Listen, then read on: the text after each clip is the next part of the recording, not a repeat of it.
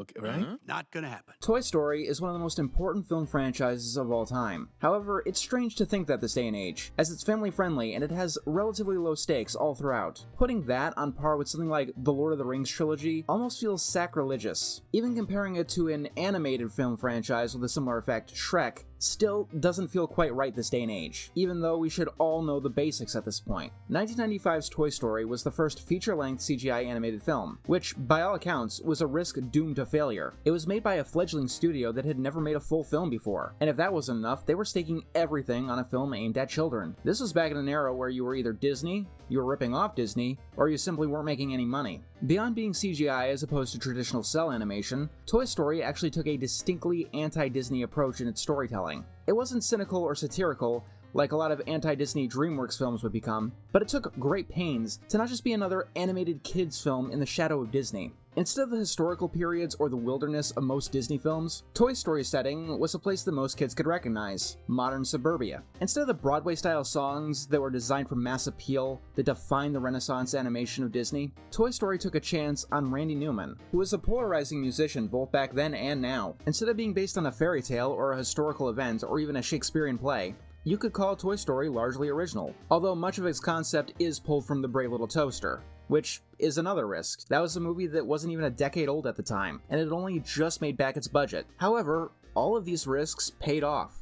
Majorly. Toy Story was a massive success. It was the highest-grossing animated film of 1995, beating Disney's own in-house production, Pocahontas, which, from the ground up, was designed to reach critical acclaim and mass appeal, although, admittedly, it badly missed the mark. From this, Toy Story ushered in a major change in the animated world. Slowly, and then all at once, CGI became the norm for theatrical animated American cinema. This was solidified with its sequels, Toy Story 2 and even 3, which many people believe cap off Pixar's golden age. None of this should be new to anyone watching this video. We all know this on some level, but I do feel it bears repeating, because it doesn't feel like this is old news. In 2010, Toy Story was one of the most acclaimed film trilogies of all time. We're now in 2024, and the words Toy Story mean something vastly different today. People groan when they hear that a Toy Story 5 is in our near future. A Toy Story spin-off, Lightyear, was the film that the powers that be thought would coax people back into the theaters after the pandemic, and it bombed, horrifically, and became one of the most hated films of Pixar's oeuvre.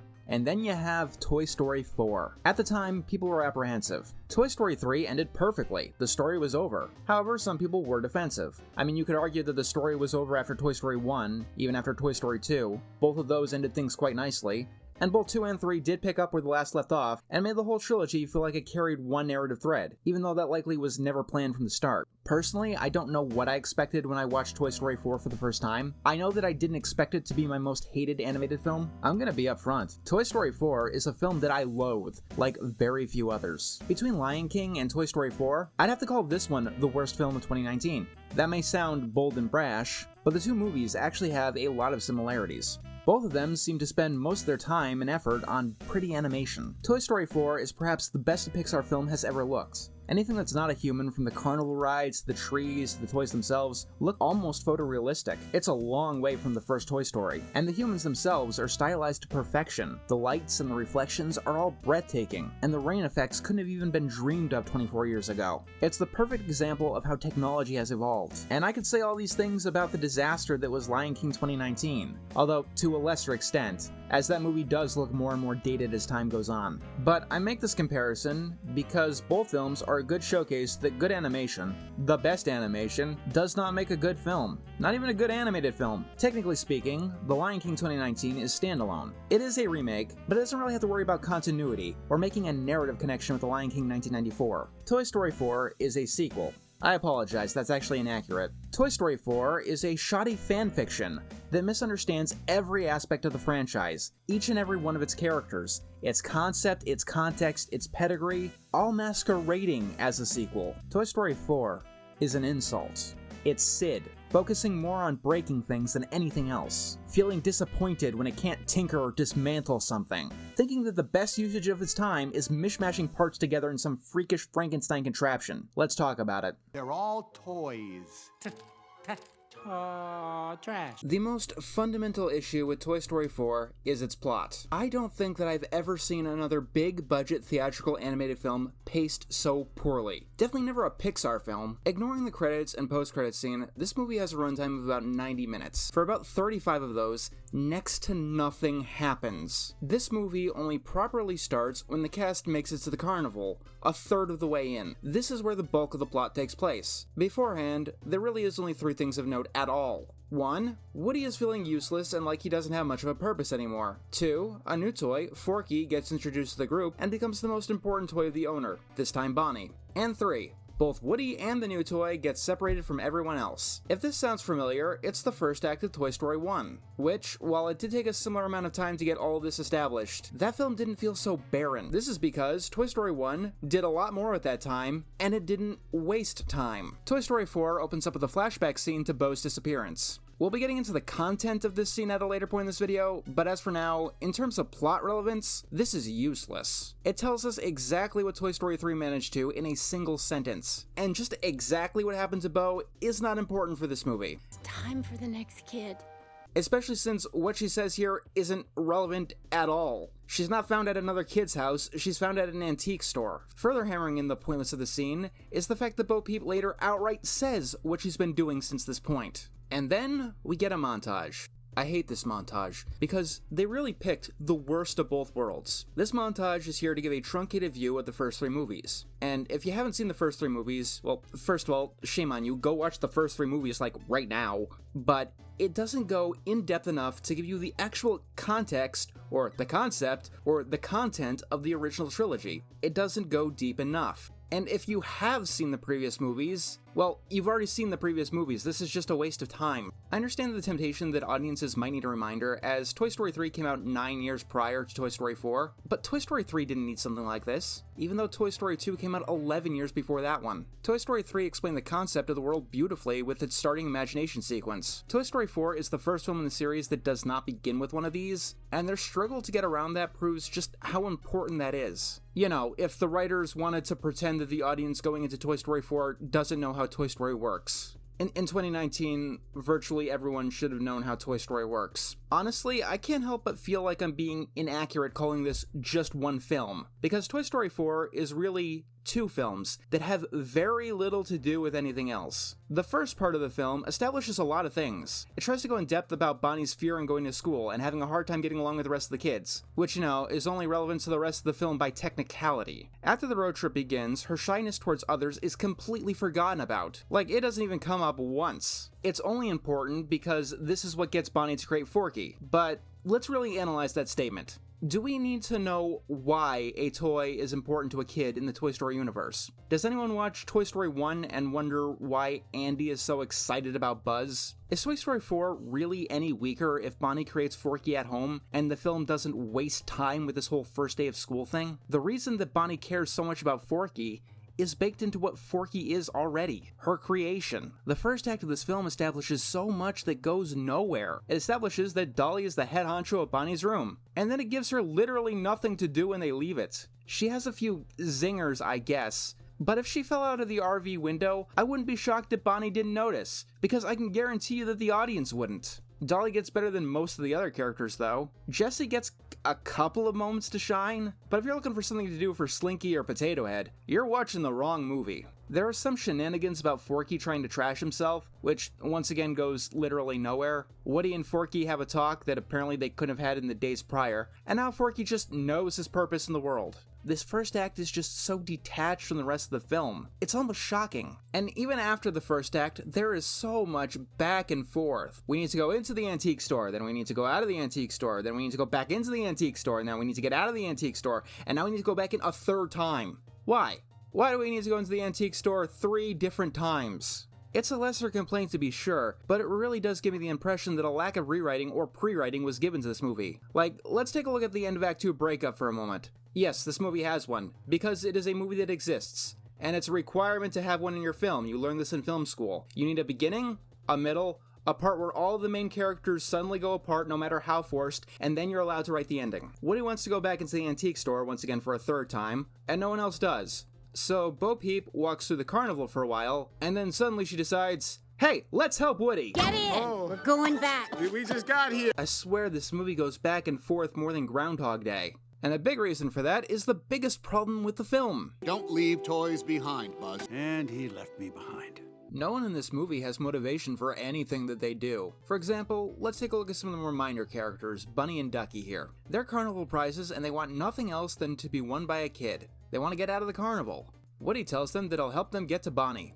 But because of the 1986 Act 2 breakup law that all cinemas require to follow, they decide to leave Woody and go back to the carnival. They could have asked where Bonnie is, but no, suddenly they want to go back to the carnival for reasons never established. This might sound like a nitpick, and maybe with these minor characters it is. Except this is how all of the characters in the film act about everything. Time for the next kid. I hate this introduction scene, because it pairs so well with Wheezy from Toy Story 2. Remember, he had the exact same attitude, and more of a reason to act like that. He was broken. But no, we have to accept Bo Peep wanting to leave this time, because we need a plot. This is so incongruent with any character in any Toy Story film. Literally all of them would do something to fight against this. Literally none of them would just accept it. Even if you take Toy Story 4 in isolation, this attitude doesn't make any sense. Bo Peep was right there with Woody creating a plan to get RC back in this very scene. She knows.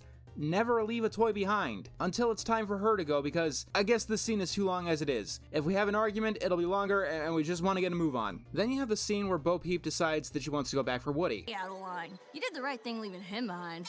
What's the arc here? That kind of crazy loyalty just... You gotta love him for it. What popped in her porcelain brain? Throughout this entire film, Woody has been nothing but a nuisance to her, and she's been more than certain to let him know it, which, yes, we will get to. But because potatoes, we need her to almost out of nowhere care about Woody actually, and his cause here and now, despite the fact that this is completely against everything that we've established about Bo Peep in this entire movie. Much of the conflict of Toy Story 3 came from how much Bonnie loved Woody. It was important for that film that he was her most favoritist toy. It created a conflict for Woody, and this was important for completing Andy's arc. In Toy Story 4, Bonnie doesn't give a shit about Woody, because we need a plot and we don't want to think about it, I guess. Now, I know kids are kids and they have changing interests, and one day something is their favorite thing ever, and the next day it's out on the lawn. Here's the thing though, this is a movie. Movies are not reality. Toys don't actually move on their own accord, and even small children need narratively established motivations as they go from one beat to the next. Especially when this movie has said motivation, that being Forky. It's like the scenes where Woody is not being played with and Forky's creation were placed in the film backwards. But the worst of all of this, oh my god, what did you do to Buzz? The term plot convenience gets thrown around a lot on the internet. It's passé, it's cliché, and I wouldn't use it unless I was 1000% confident that something in the movie was simply happening because the writers kept getting themselves stuck and needed to cheat to get out of it. So Toy Story 4 has this running gag. Buzz Lightyear learns what a conscience is.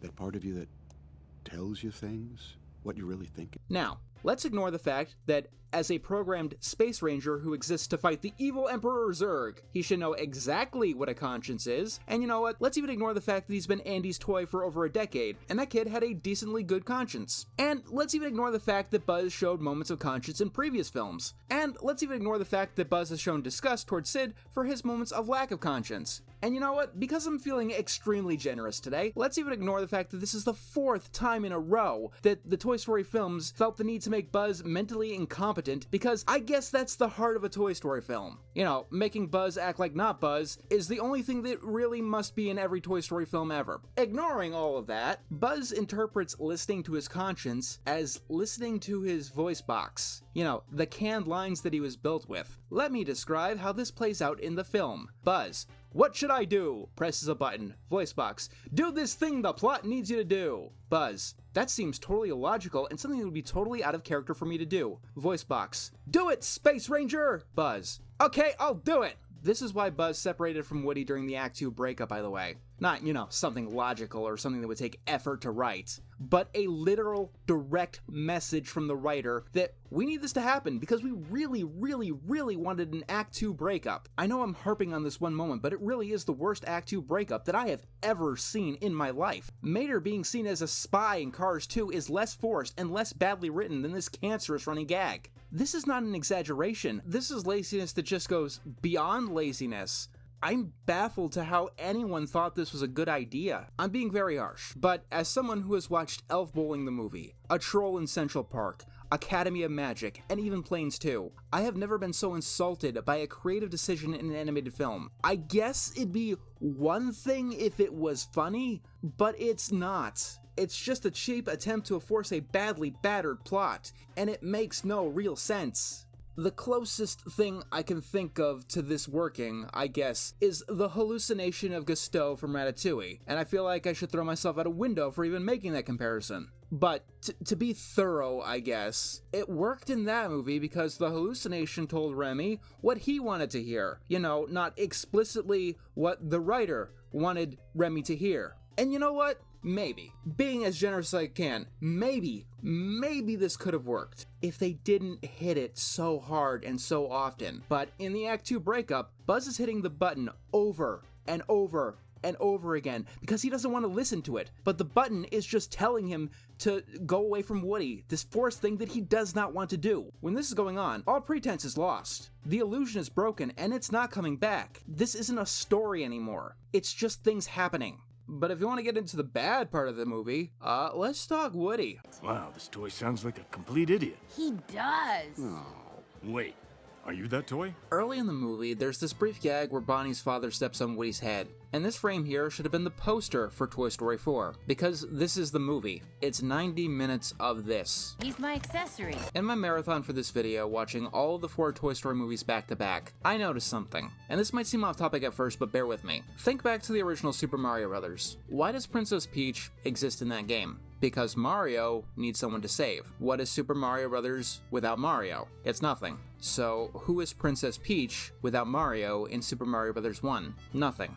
She's a character who only exists because of Mario. Woody is like Princess Peach in that sense. He only exists because Andy exists. Woody is Andy's favorite toy. That's his identity.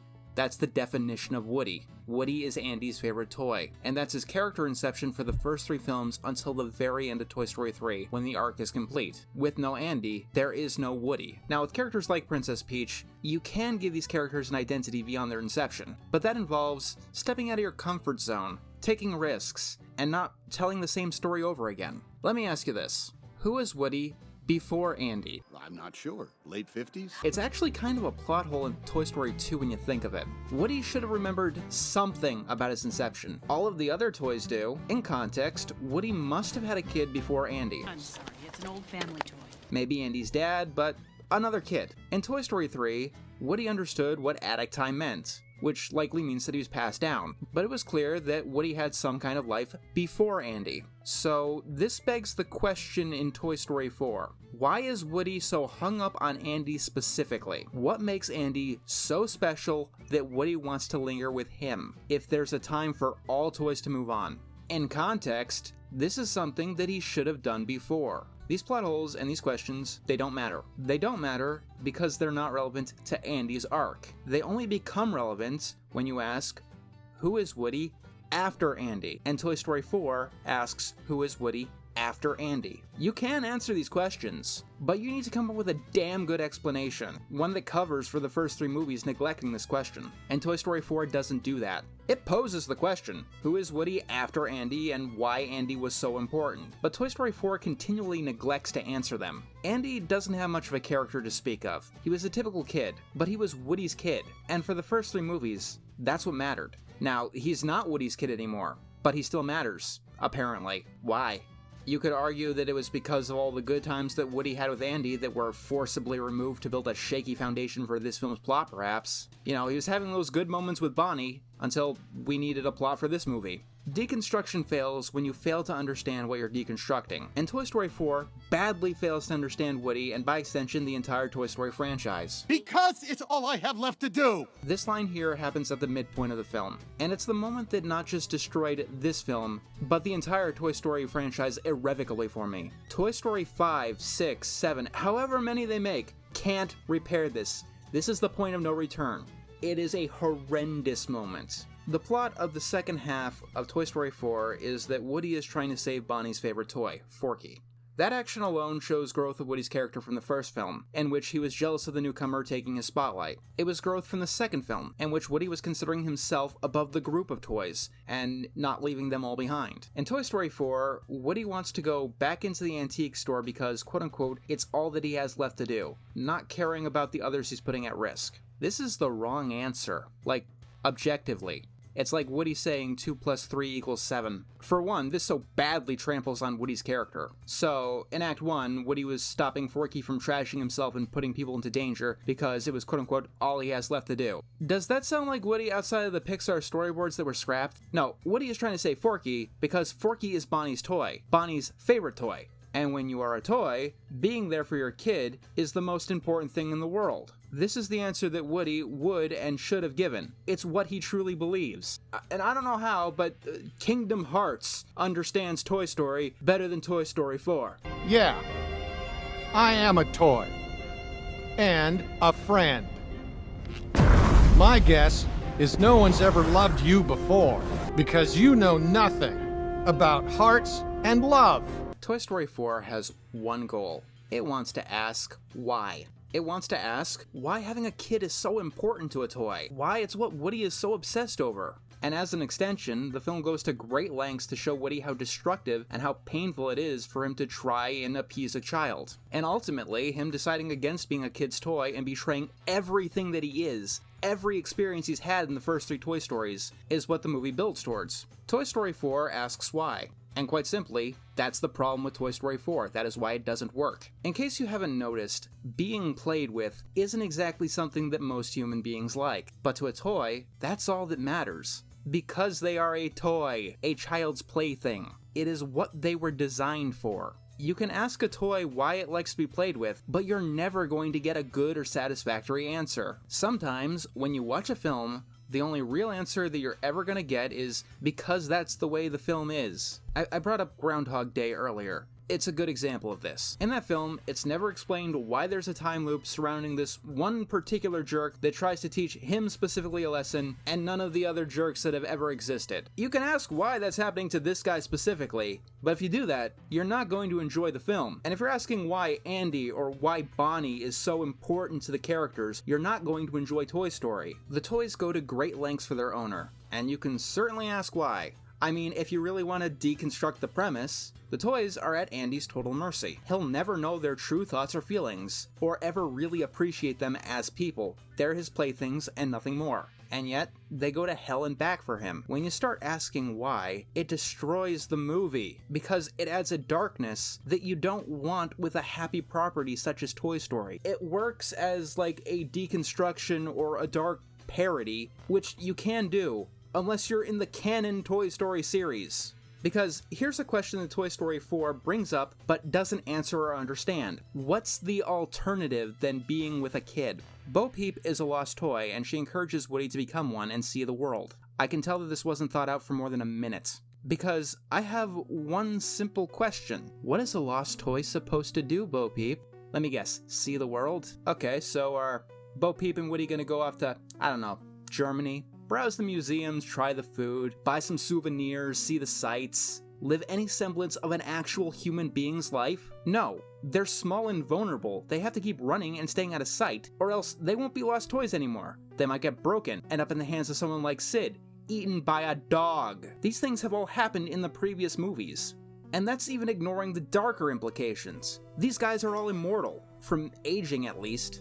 Ask a carny how much they like the smell of popcorn and the sounds of screams by the Tilt-A-Whirl after 2 weeks. You think these two are going to be all wide-eyed over the carnival after 2 years of being there? Bo Peep shows Woody the sunset in the antique store. How long before that gets old to Woody? How long before he's feeling like his life is wasting away on that shelf and wants nothing more than to leave the antique store forever? How much is that one sight really worth it in the end? How much are all sights really worth it in the end if you cut off everyone you know to meet them? You're free, Woody. Forever. Congratulations. Now what? You left behind everyone you ever cared about. And I ain't talking Andy. He left behind his best friend Buzz, he left behind Slinky, the Potato Heads, Jessie, and he left behind everything that they've been through together. For what? The film portrays this like it's a happy ending, but would you personally be smiling like Buzz is at it if it was your best friend who left to find himself with his old girlfriend that he hadn't seen in 20 years who keeps berating him, and there's a good chance that you're never gonna see him again? Toy Story 4 takes apart the premise of Toy Story as it wants to deconstruct things, but it refuses to put everything back together, like the toddler that pulls the head off of her Barbie dolls. He's not lost. Not anymore. I'm calling bullshit. This is a lie. Or is this supposed to be some kind of religious allegory referencing the prodigal son? Because, actually having read that story, the prodigal son did what Woody did at the beginning of the story, where he started wasting his life on indulgence. But then he realized that was a dead end and was making him miserable, and came back to his family and begged for forgiveness. And that's not even bringing up the fact that Woody is giving all this up for... He's my accessory. The one thing that I think I hate most about this movie is how everyone just seems to know better than Woody, straight from the beginning. Even if it doesn't make sense from a storytelling or a continuity perspective. It's time for the next kid. It's like this was one of those Pixar rules that was added after the first 3 movies. Woody must be wrong at all times, even when he's not actually wrong in context. Dolly goes on and on about how Woody going to kindergarten is just going to get Bonnie in trouble. It's never brought up that she was wrong about this, because she vanishes from plot relevance after this, but it is portrayed as Woody clearly stepping out of line in something he probably shouldn't have done, even though if he didn't do this, Bonnie would just be depressed at school. Then we have Bo Peep. Saying it simply, I don't like her portrayal in this movie. I understand the conundrum when it came to her. In Toy Story 1, she didn't have much of a character beyond girl, and even that got trounced because of Jessie arriving in Toy Story 2. Jessie had an actual personality with an actual history and real motivations, and she also happened to be a girl, so Bo Peep was written out of Toy Story 3 completely. Bo Peep getting suddenly infused with the character is one of the reasons that the prologue of this movie seems so weird. Bo Peep taking an active role in Toy Rescue seems out of character because literally anything she did would have seemed out of character. Bo Peep comes from a different time, and she didn't have the chance to grow and develop like Jessie did, another character who is technically from a different time. Bo Peep was sidelined in 2, unavailable in 3, and so there's no real continuity between then and now. The prologue of Toy Story 4 takes place after Toy Story 2, and you could argue that she did have some development after that movie, and that this interpretation we get in Toy Story 4 makes sense somehow, but it's still a weak argument. She was always going to feel out of character in the introduction, which is another reason that the introduction prologue should have been cut. But personally, I find the biggest problem with Bo Peep is that she still doesn't have much of a personality. Even in present-day Toy Story 4. That sounds weird because even if you don't like her, she's clearly exploding with personality. Her presence dominates whenever she's on screen. And at the same time, if she was Dolly, I wouldn't know the difference, and neither would any of you. I believe that's the biggest reason that Dolly takes a backseat in the second half of this movie. Bo Peep takes up the crook and plays it at the exact same level for the rest of the movie. They're two halves of the same yo-yo. Seriously, can any of you tell me what the difference is between the two? Beyond one being a lost toy and one not. Both of them simply exist to tell Woody how wrong he is in even his most fundamental beliefs. How bad the very heart of his identity actually is. There are very few things about Woody that Bo Peep or Dolly say about Woody that are positive throughout the film. There's only one exception that I could really point out. You've handled this lost toy life better than I could. Oh, Sheriff. You're selling yourself short. And this one doesn't count. That's because this is meant to direct Woody further and further towards Bo Peep's way of thinking. Because Woody's own way of thinking is outdated and wrong, and he shouldn't do that anymore. Almost every other word from Bo Peep is some variation of this. My friend? No. He's my accessory. It's insulting, and Woody should feel insulted. And if Woody is going to be treating old friends like that in a couple of years of being a lost toy, perhaps it is better for everyone else in the room to forget about him completely. Sure, Bo Peep has an excuse to act like this. Woody is out of his element being in an antique store, and Bo Peep understands it way better than he does. Woody was also out of his element in Toy Story 3 when he managed to plan an entire prison break in a place that he only barely knew about. There really isn't much to Woody's character, but one thing for sure is that he's not incompetent. Unless we're talking about Toy Story 4. Because we couldn't deconstruct his most fundamental beliefs if he was allowed to put up an actually good defense for them. Bo Peep eventually does come around on Woody, but like I mentioned before, it comes literally out of nowhere. Because Woody isn't allowed to be competent in this film, he has constantly screwed up everything for a mission that Bo Peep can no longer seem to understand. Why does she go back to help Woody again? Because she's his friend? Because she likes him? He's my accessory. Yeah, I know that she said that to get him into the bar thing. Here's the line before that. I'll do the talking. If this was a real movie and not a trash heap, it would be about the guy who's talked to like this eventually one-upping the person who's talking him down, because that's emotionally satisfying. The way it is just touchy and annoying. Also, I love how Buzz just lets Woody leave this time. Maybe it's because I watched the series back to back, but I remember this one scene from Toy Story 2, and I'm very surprised that the writers don't. Somewhere in that pat of stuffing is a toy who taught me that life's only worth living if you're being loved by a kid. Once again, there's no arc here. Woody was going to leave behind his kid for his own selfish desires in Toy Story 2, so Buzz stops him. Literally nothing about Buzz's philosophy or experiences changes in between the two movies, and yet he makes literally the opposite decision here for literally no reason. And this is how Woody's friends treat him. That's not even how the villain treats him. Was it as wonderful as it sounds? Unlike my other least favorite films of all time, Toy Story 4 actually did manage to make me laugh. Twice, actually. The first time was Bunny and Ducky attacking the old woman, until the movie beat that to the ground by doing like 5 times in succession. The other time I laughed is when Harmony sees Gabby Gabby for the first time. I understand that this is supposed to be the big, heartfelt moment of the movie, but I swear, the comedic timing here is impeccable. It's almost like something out of Robot Chicken. I don't think this movie understands Gabby Gabby. So her big motivation is to impress this one specific kid, but she's afraid of doing that because she has a defective voice box. And like Woody, it doesn't make much sense, since Gabby Gabby was made in the late 50s, and this kid couldn't have been older than like 12. Gabby Gabby must have been through this rodeo before. Gabby spies on Harmony a lot, and tries to play with her from a distance. And I don't know if the movie is trying to be cute or creepy, or some mixture of both, because she's spying and obsessing over a child from a distance. Gabby Gabby is a toy, but the movie keeps going on and on about how little being a toy actually matters. The film also keeps beating down on Woody's obsession over Andy, so it becomes impossible to entertain Gabby's obsession over Harmony. Are we supposed to relate to this? To understand this? It's hard when the movie itself doesn't understand or relate to this. Toy Story 4 doesn't understand why a toy would ever want to be with a kid. Its philosophy and Bo Peep's philosophy are one-to-one, and so the relationship between Harmony and Gabby is in this weird null space. Not to mention how forced the plot is doesn't help. So Gabby wants Woody's voice box. So she kidnaps Forky and then starts prying him for information, keeping in mind that Forky and Woody only had one real talk that couldn't have lasted for more than like a couple of hours. So when Woody comes back into the antique store alone, Gabby confronts him. All that time you spent with Andy. Riding a bike with him for the first time. Now, I like Tim Allen as an actor. I think he's usually good in most things he does. However, even the greats have their weaknesses, and even the greats make mistakes. Because Tim Allen clearly forgot a line here. How the fuck do you know any of this, Gabby? This is what I mean about incompetent. How dense does Woody have to be for any of this goddamn bullshit to work? But no, he falls for the stupidest evil plan in the history of animation and agrees to get his voice box taken out. Then suddenly, after Gabby's date with a garbage can, the movie just decides that she's a good guy now. Like, I actually had to back up and rewatch some scenes because this is just so, I'd say poorly paced, but it's not. Once again, the arc is non-existent. The movie literally just decides that she's not a villain anymore, simply because her evil plan doesn't work.